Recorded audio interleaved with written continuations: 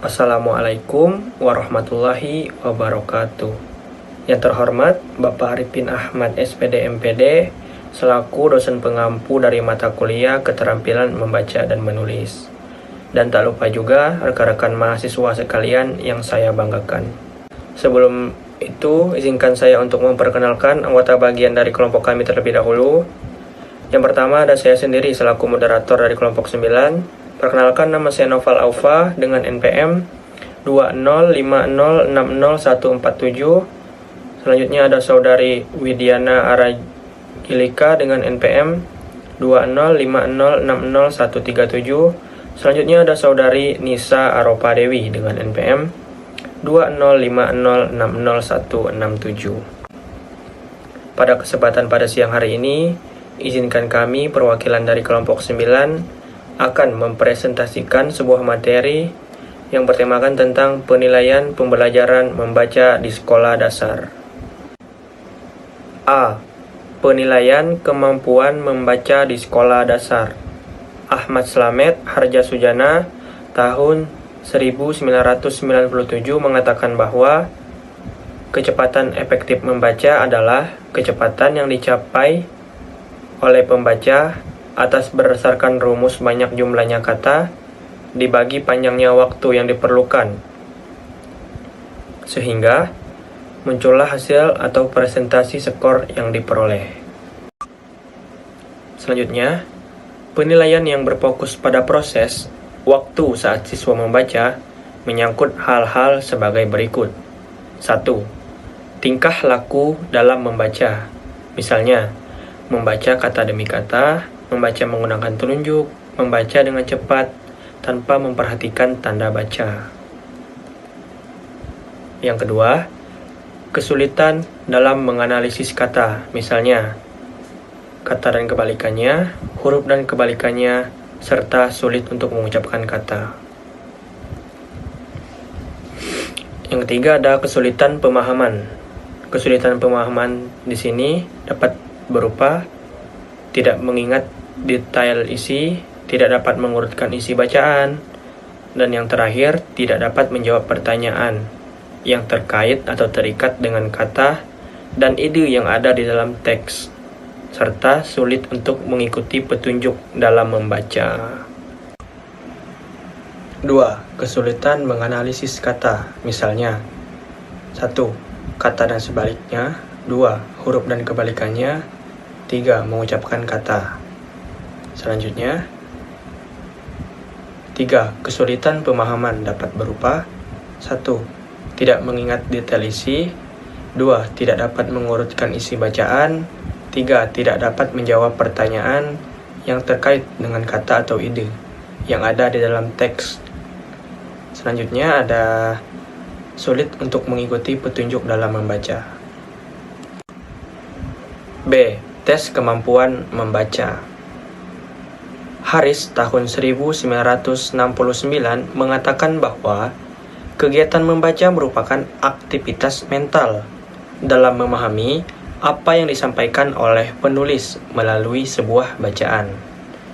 Untuk dapat memahami tes kemampuan membaca, seseorang perlu untuk memahami dulu seperti apa konsep membaca itu terlebih dahulu. Selanjutnya, membaca merupakan proses pengolahan bacaan. Di sini diartikan bahwa membaca bertujuan untuk memperoleh pemahaman secara menyeluruh, secara kritis, kreatif, sehingga menghasilkan suatu pemahaman yang menyeluruh mengenai suatu bacaan tersebut. Pemahaman terhadap suatu bacaan melibatkan 3 aspek utama, yaitu pemahaman bahasa dan lambang tertulis, yang kedua gagasan, dan yang tiga nada dan gaya. Pemahaman bahasa dan lambang tertulis meliputi pemahaman 1. Kata-kata yang dipakai dalam bacaan. 2. Istilah atau kata yang dipakai untuk makna tertentu yang terdapat dalam bacaan. Yang ketiga, pola-pola kalimat dan bentuk kata yang dipakai di dalam suatu bacaan. Assalamualaikum warahmatullahi wabarakatuh. Perkenalkan, nama saya Widiana Regilika dengan NPM 205060137. Di sini saya akan melanjutkan pembahasan yang sebelumnya telah dibahas oleh rekan saya. Di sini ada pemahaman gagasan meliputi pemahaman. Yang pertama itu maksud dan gagasan pokok. Yang kedua gagasan pendukung. Yang ketiga hubungan antar gagasan pendukung. Kemudian di sini ada pemahaman nada dan gaya meliputi kemampuan. Yang pertama, mengenal sikap pengarang terhadap masalah yang dikemukakan, serta sikap pengarang terhadap pembaca. Yang kedua, memahami nada tulisan atau bacaan. Yang ketiga, mengenal macam-macam teknik dan gaya penulisan. Kemudian C, penilaian pembelajaran keterampilan belajar menulis. Penilaian pembelajaran keterampilan berbahasa tulis mencakup penilaian membaca dan menulis. Penilaian membaca berkaitan dengan pengukuran kemampuan memahami bahasa tulis, sedangkan penilaian menulis berhubungan dengan pengukuran kemampuan menggunakan bahasa tulis. Bahasa tulis berbagai alat komunikasi. Baik aspek pemahaman maupun aspek penggunaan, keduanya berkaitan dengan bahasa sebagai alat komunikasi. Oleh sebab itu, faktor-faktor kebahasaannya dalam penelitian membaca dan menulis harus terkait secara padu. Assalamualaikum warahmatullahi wabarakatuh. Saya Nisa Arofa Dewi dengan NPM 205060167. Di sini saya akan melanjutkan menjelaskan materi yang sebelumnya telah dijelaskan oleh rekan saya. Adapun poin yang akan saya jelaskan yaitu mengenai penilaian pembelajaran keterampilan berbahasa tulis. Penilaian pembelajaran keterampilan berbahasa tulis ini mencakup penilaian membaca dan menulis. Penilaian membaca berkaitan dengan pengukuran kemampuan memahami bahasa tulis, sedangkan penilaian menulis berhubungan dengan pengukuran kemampuan menggunakan bahasa tulis sebagai alat komunikasi verbal. Nah, baik aspek pemahaman maupun aspek penggunaan, keduanya berkaitan dengan bahasa sebagai alat komunikasi verbal. Oleh karena itu, faktor-faktor kebahasaannya dalam penelitian membaca dan menulis harus terkait secara padu. Nah, dalam penilaian ini, itu terbagi menjadi dua, ada penilaian membaca di sekolah dasar dan penilaian menulis di sekolah dasar. Yang pertama yaitu penilaian membaca di sekolah dasar. Aspek terpenting dalam penilaian membaca adalah pemahaman. Oleh karena itu, alat ukur yang paling tepat digunakan adalah berbentuk tes. Ada dua cara yang dapat digunakan oleh guru dalam penilaian membaca di sekolah dasar, yaitu tes pemahaman kalimat dan tes pemahaman wacana. Nah, tes pemahaman kalimat. Tes ini biasanya diberikan di kelas rendah, yaitu kelas 1 sampai dengan kelas 3. Bagi siswa kelas rendah, tes seperti ini itu sudah terasa cukup sulit karena kemampuan membaca mereka yang masih terbatas. Nah, oleh karena itu, dalam penyusunan tes pemahaman kalimat, guru harus memilih cara yang tepat agar tidak membuat siswa frustasi karena tidak mampu mengerjakan tes ini. Ada dua cara yang dapat ditempuh guru dalam menyusun tes pemahaman kalimat, yaitu menyajikan gambar dan menyajikan kata atau frase untuk pilihan jawabannya. Tes pemahaman kalimat ini biasanya digunakan untuk mengukur kemampuan siswa dalam memahami fungsi kosakata dan struktur dalam kalimat.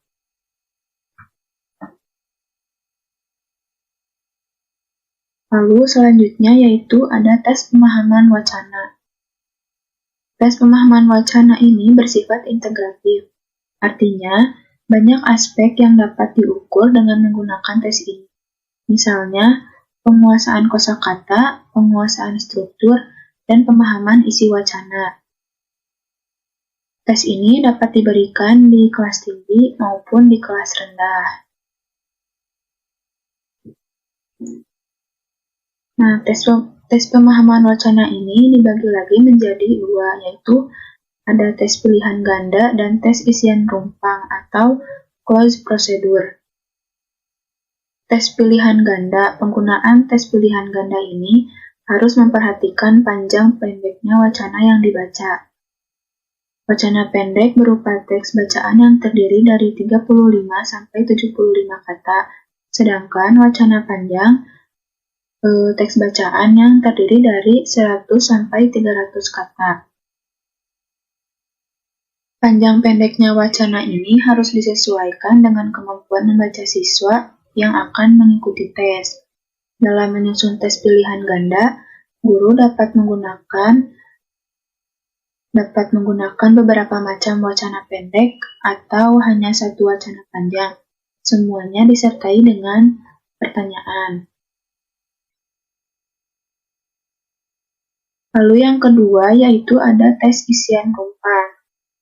Tes isian rumpang adalah tes pemahaman wacana yang disajikan dengan cara siswa diminta untuk mengisi kata-kata yang rumpang dalam teks bacaan. Jika siswa mampu mengisi kata-kata yang rumpang tersebut, maka berarti ia benar-benar memahami seluruh isi wacana. Teks rumpang ini merupakan tes integratif, karena untuk dapat mengerjakan tes ini dengan benar, siswa harus memahami makna wacana secara menyeluruh serta memahami kosakata dan tata bahasanya. Dalam tes isian rumpang ini, kalimat awalan dan akhir dalam wacana tes isian rumpang dibiarkan utuh. Untuk penanggalan kata baru dapat dilakukan mulai dari kalimat yang kedua dan seterusnya. Penanggalan kata dapat dilakukan dengan dua cara. Jika pemahaman wacana yang dijadikan sasaran pengukuran, penanggalan kata dapat dilakukan secara teratur. Selanjutnya yaitu ada penilaian menulis. Nah, beberapa tes yang biasa digunakan dalam tes menulis ini adalah tes pratulis, tes menulis terpadu, dan tes menulis bebas. Yang pertama yaitu tes pratulis. Tes pratulis dinamakan juga tes respon terbatas. Tes ini digunakan untuk mengukur kemampuan siswa dalam menggunakan kosakata dan struktur dalam menulis. Tes ini mudah disusun dan hanya dapat diberikan untuk kelas rendah. Tes ini tidak mengukur kemampuan menulis yang sebenarnya. Wujudnya berupa penggabungan kalimat atau penyusunan kalimat dengan menggunakan kata-kata yang diberikan secara acak. Lalu yang kedua yaitu tes menulis terpadu. Pelaksanaan tes ini berupa tugas bagi siswa untuk menuliskan kembali paragraf atau cerita yang telah dibacanya atau dibacakan guru dengan kata-katanya sendiri. Tes ini dapat disusun dengan mudah dan cepat, serta dapat digunakan untuk mengukur kemampuan menulis siswa secara lebih efektif. Sebab, guru dapat mengontrol dengan bahasa siswa yang tidak siap menulis dengan bahasanya sendiri.